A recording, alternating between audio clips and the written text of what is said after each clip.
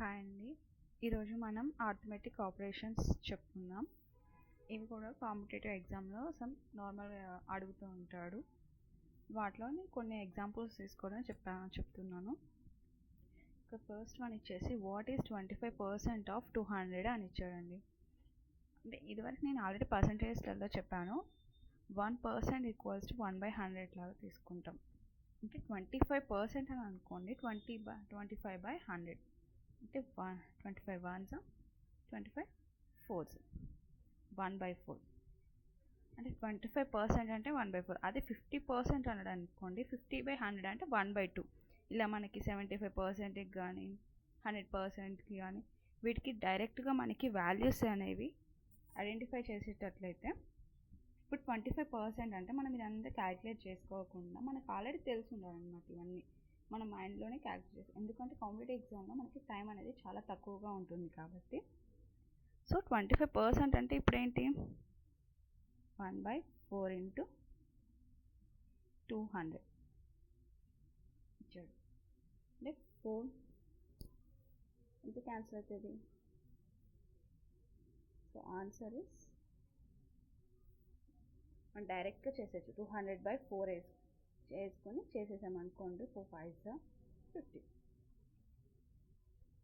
Next question what is square root of 144. మనకి చాలామంది question చదివేసరికి confusion ఉంటుంది. ఇక్కడ స్క్వేర్ రూట్ ఆఫ్ అన్నాడు. స్క్వేర్ రూట్ ఆఫ్ అంటే square root of 144. Square root of 144 అంటే ఆన్సర్ ఎంత వస్తుంది?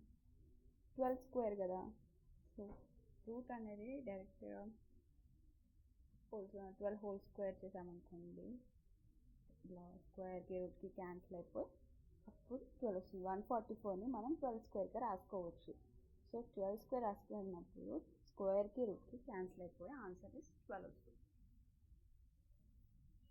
Next what is the sum of the first 10 natural numbers అని.